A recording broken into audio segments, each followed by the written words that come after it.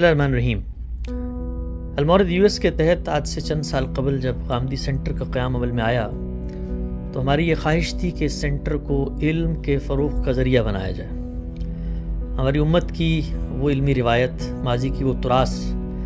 جس نے اصول، فقہ، تفسیر، حدیث، کلام، ان تمام پہلوؤں سے اس علم کی بنیاد رکھی جس کے کندھوں پر بیٹھ کے آج علماء غور و فکر کرتے ہیں۔ ہمارے محدثین، مفسرین، اصولیین، متکلمین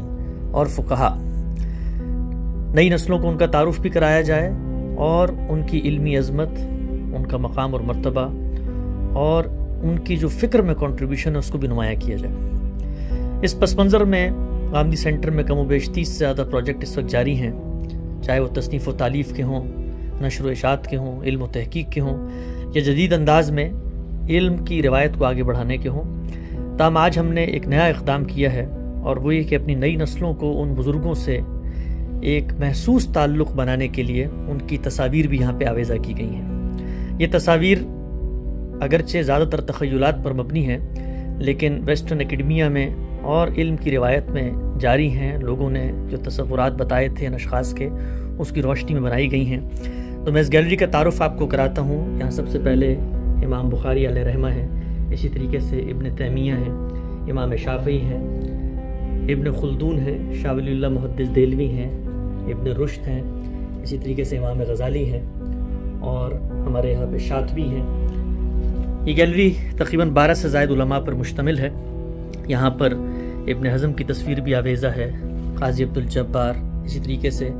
قریب عہد کے بڑے مفسر ابن عاشور کو بھی ہم نے یہاں پر آویزہ کیا ہے۔ مقصد یہ ہے کہ نئی نسل ان لوگوں کو دیکھے تو ان سے اپنے تعلق کو محسوس کرے، ان کی علمی فکری کنٹریبیوشنز کو سراہے اور دین اسلام پر غور و فکر کرنے والا ایک طالب علم جب کسی سینٹر میں آئے تو اس کو یہ احساس منتقل ہو کہ یہ محض کسی مسلک، کسی فرقے کے فروغ کا ادارہ نہیں ہے بلکہ یہ ادارہ علم کی روایت اور ایک علمی مزاج ہے جس کو آگے منتقل کرنا چاہتا ہے۔ اس سے پہلے بھی غامدی سینٹر میں ہم نے دبستان شبلی کے علماء کے تصاویر یہاں پہ نمایاں کی تھیں اور اس کا مقصد بھی یہ تھا کہ جو ہم فکر ہم خیال علماء ہیں جنہوں نے اثر نو غور و فکر اور چیزوں کا کرٹیکلی انالیسس کرنے کی بنیاد رکھی، ان کا بھی تعارف لوگوں کو کرائیں۔ ہمارے پاس یہاں پہ علامہ شبلی نعمانی کی تصویر ہے، علامہ اقبال شبلی کے شاگرد جناب سید سلیمان ندوی، ابوالکلام آزاد، مولانا مودودی علیہ رحمہ، اسی طریقے سے امین حسن اصلاحی، مولانا فراحی اور ہمارے استاد جناب جاوید احمد غامدی صاحب اور مولانا وحید الدین خان صاحب۔ یہ تمام حضرات ممکن ہے بہت سارے معاملات میں اختلاف رکھتے ہوں، ان کے علمی نتائج میں بھی فرق ہوگا، لیکن مقصد صرف ایک ہے،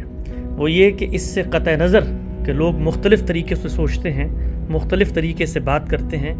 لیکن یہ سب کے سب ہماری امت کا سرمایہ ہیں، ہماری امت میں علم کی روایت کو آگے بڑھانے کا باعث بنتے ہیں اور انہی کے کندھوں پر بیٹھ کے ہم وہ ٹول سیکھتے ہیں جس سے آج ایک دین کا طالب علم اور فکر کرتا ہے۔ تو غامدی سینٹر کے اندر ہماری یہ کوشش ہے کہ اس کو مسلکی تعصبات سے اوپر اٹھا کے ہر سطح پر